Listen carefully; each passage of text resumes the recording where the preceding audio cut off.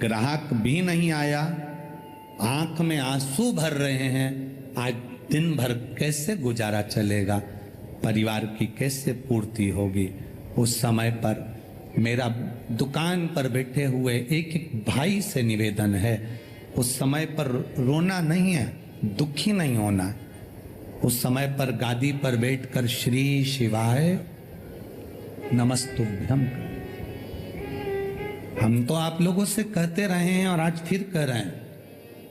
मेरा जिन जिन के व्यापार चलते हैं, जिन जिन की दुकान चलती है, उन माताओं के निवेदन है कि आप अपने शंकर भगवान के मंदिर में जब जल चढ़ाने जाओ, थोड़ा सा जल कटोरी में या उस लोटे में लेकर आया करो। वो जल एक छोटी सी डब्बी रख लो, एक डब्बी पति के हाथ में जल भर कर दे दिया करो।